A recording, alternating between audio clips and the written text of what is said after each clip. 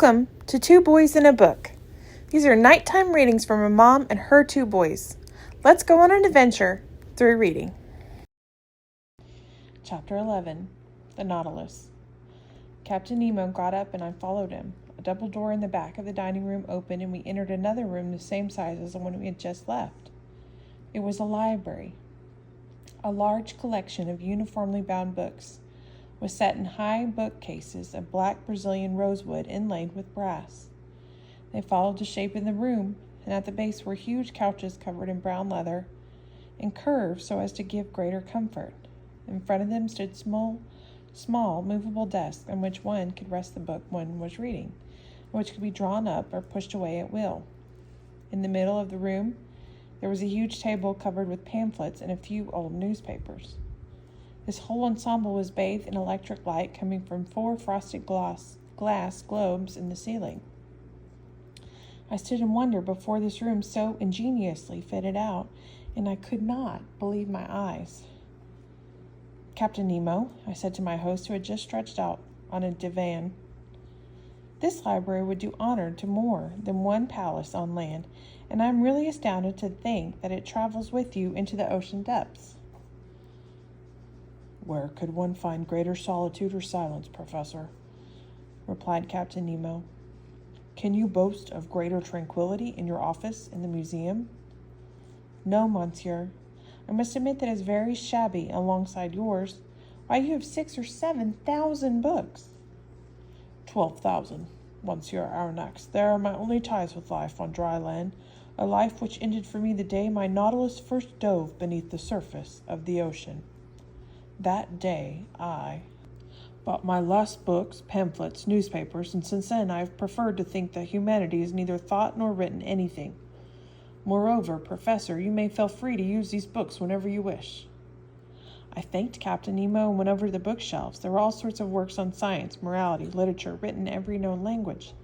But I did not see a single book on politics or economy. It seemed as if such works were completely forbidden on board. There was, however, one odd thing about the library. All the books were arranged without thought for the language in which they were written, and this mixture proved that the captain of the Nautilus could read effortlessly whatever book came to hand.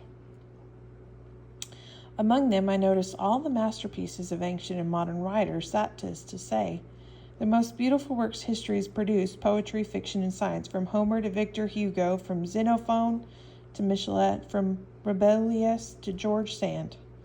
But this library leaned heavily towards science. Books on mechanics, ballistics, hydrography, meteorology, geography, geology, etc. took up no less space than works on natural history, and I understood that all this formed the captain's principal source of study. I saw there all of Humboldt's works, all of Arago, Fauchelot, Henry St. Clair de Ville, Chasles, Milne Edwards, Quarterfages, Tyndall, Faraday, Berthelot, Secchi, Petermann, Commander Murray, Agassiz, etc., the memoirs of the Academy of Science, the bulletins of various geographical societies, etc. In a conspicuous place, the 2 volumes which had perhaps won me this relatively warm reception on the part of Captain Nemo. Among the works of Joseph Bertrand, his book called The Founders of Astronomy furnished me with a date. Since I knew that it had appeared during the year 1865, I can conclude that the Nautilus could not have been launched before this date. Thus, it was no more than 3 years at most since Captain Nemo had begun his underwater existence. I hoped that more recent works would allow me to arrive at a more exact date, but I had plenty of time to undertake this project later. I did not want to further delay our tour through the wonders of the Nautilus. "Monsieur," I said, "I would like to thank you for allowing me to use this library. It contains many scientific treasures that will be very useful to me." "This room is not only a library," said Captain Nemo, "but also a smoking room." "A smoking room? Do you smoke on board?" "Certainly." "I am therefore forced to believe, monsieur, that you still maintain relations with Havana?" "Not at all," answered the captain. "Try this cigar, Monsieur Aronnax. Even though it doesn't come from Havana, you will appreciate it if you were a connoisseur. I took the cigar he offered me and informed it resembled those from Cuba, but it seemed to be made of a gold leaf. I lit it with a little brazier set in an elegant bronze stand, and it took my first puffs with all the delight of a habitual smoker who had not had a cigar in 2 days. It's excellent, I said, but it isn't made of tobacco. No, replied the captain. This tobacco comes neither from Havana nor the Orient. It's made from a kind of seaweed rich in nicotine, which I can get from the sea, not without some difficulty. Do you still miss your Havana cigars, monsieur? Captain, from now on I wouldn't even look at one.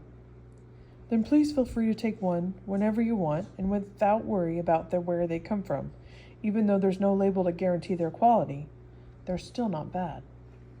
On the contrary. Just then Captain Nemo opened another door opposite the one through which he had entered, and I was led into a huge, splendidly lit room. It had 4 walls with the corners cut off at angles. It was 30 feet long, 20 feet wide, 16 feet high. A luminous ceiling decorated with small arabesques gave off a soft, clear light on the wonders brought together in this museum.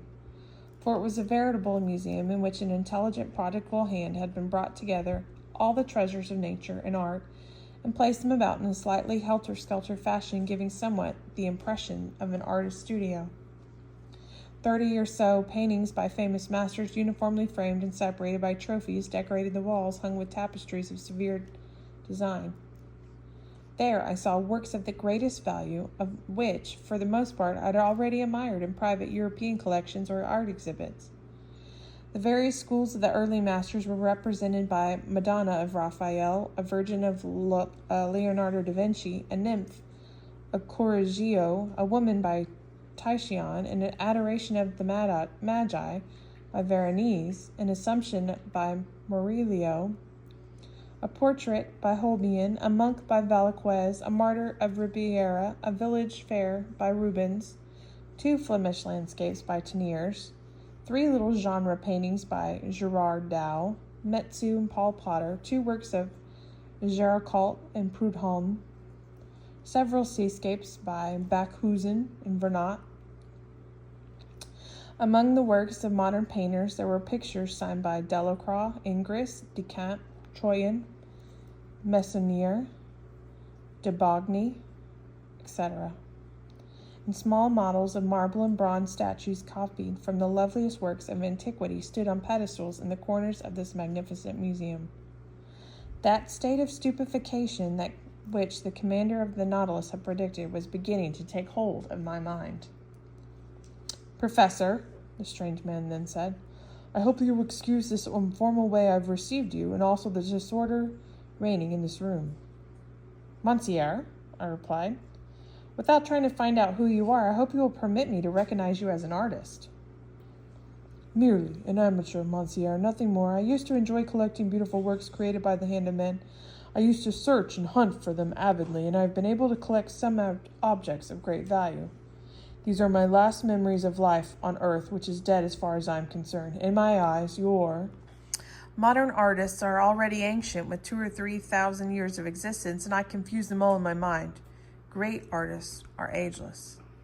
And musicians, I said, pointing to scores by Weber, Rossini, Mozart, Beethoven, Haydn, Meyerbeer, Harold, Wagner, Auber, Gounod, and many others all spread out on a large organ against one of the walls of the rooms. These musicians, answered Captain Nemo, are all the contemporaries of Orpheus, for differences in time disappear in dead men's memories, and I am dead, Professor, as dead as whatever friends of yours lie 6 feet under. Captain Nemo stopped talking and seemed lost in a deep reverie. I contemplated him with great interest and silently analyzed the strange expression on his face. He was leaning on the corner of the precious inlaid table.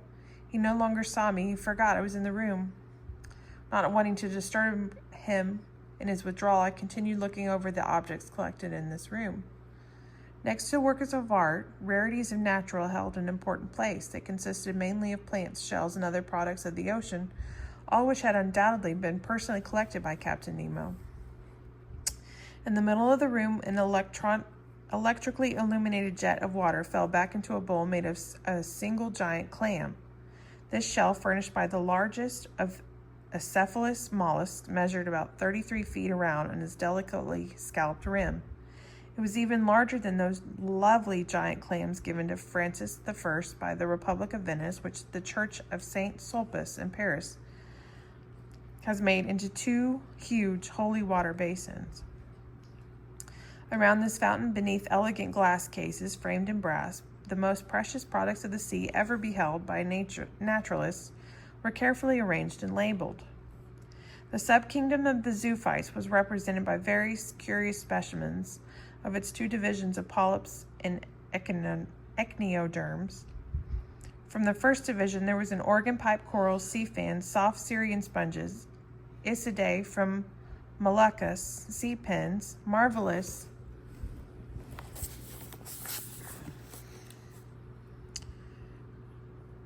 Virgularia from Norwegian waters, various umbella, Alcyonaria, a whole series of madrepores, which my teacher Milne Edwards so wisely classed in sections, and among which I noticed Flabella Oculinae from Reunion Island, a Neptune's chariot from the West Indies, some superb types of corals, and all known species of those strange polyparies which gather together to form entire coral islands, which someday will become continents. Among the echinoderms, notable for their spiny covering, there were starfish, pentracrini, feather stars, asterophons, sea urchins, sea cucumbers, etc., thus forming a complete collection of this division. A rather high-strung specialist in seashells would certainly have fainted before others, and even more numerous glass cases in which specimens of mollusks were displayed. I saw there a collection of inestimable value, in which lack of time will not permit me to describe its entirety.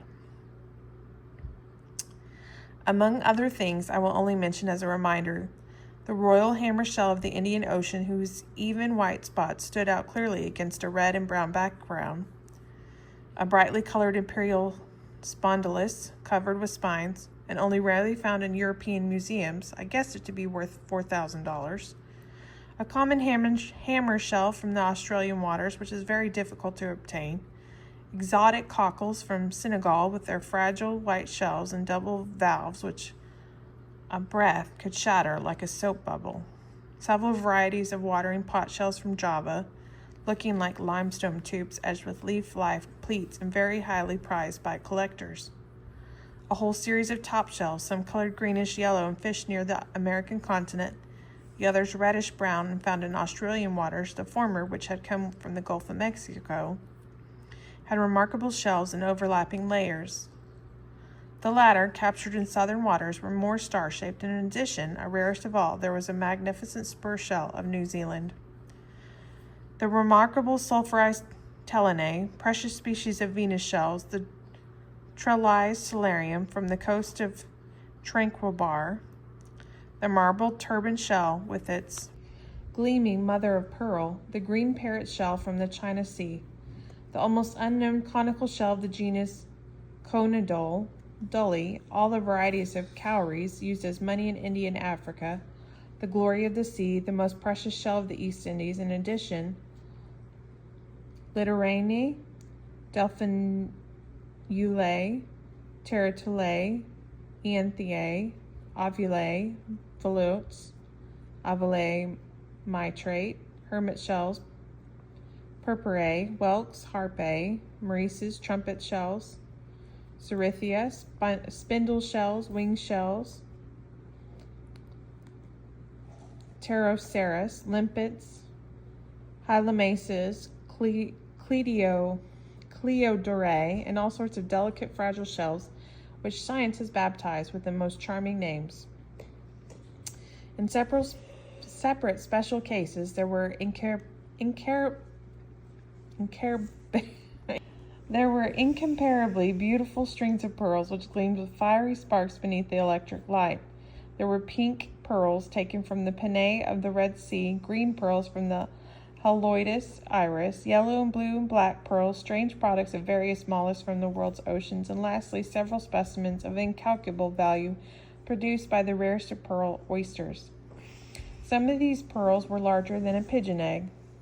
They were as valuable, if not more so, than those the taverner sold to the Shah of Persia for $600,000, and they seemed finer than that other pearl belonging to the Imam of Muscat, which I believed unequaled in the whole world. It was therefore impossible to estimate the value of this collection. Captain Nemo must have spent millions acquiring these various specimens, and I wondered where he got the money to indulge his collector's whims to such a degree. Suddenly my thoughts were interrupted by the following words. "You've been examining my shells, Professor. I can see why they might interest a naturalist, but to me they have greater charm, for I have fathered them all with my own hand, and there is no corner of the sea I have left unexplored." "I can easily understand, Captain, what a joy it must be to travel about amid such wealth. You are one of those rare men who have accumulated their treasure themselves. No museum in Europe has such a collection of marine products. But if I use up all my admiration for this, what will be left for the boat that carries it?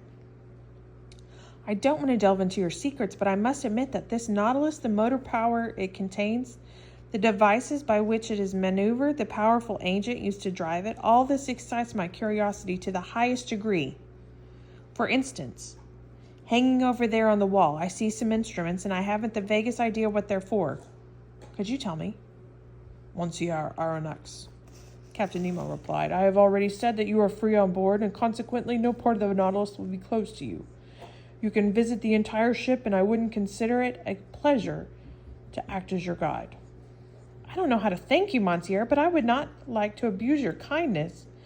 I would merely like to know what these instruments—" "Professor, you will see these instruments in my room, and it is there that I will have the pleasure of explaining their purpose. But first, come and look at the cabin I have reserved for you. I want you to see how you will be accommodated on board the Nautilus." I followed Captain Nemo as he led me through a door in the corner of the room into the ship's passageways. After a few steps, he turned into not a cabin, but an elegant room with a bed, dressing table, and various other pieces of furniture. I could only thank my host.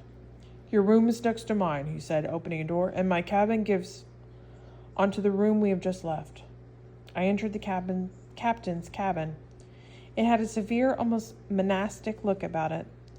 There was an iron cot, a work table, and several dressers, all somewhat dimly lit. No comforts, just the strict necessities. Captain Nemo pointed to a chair.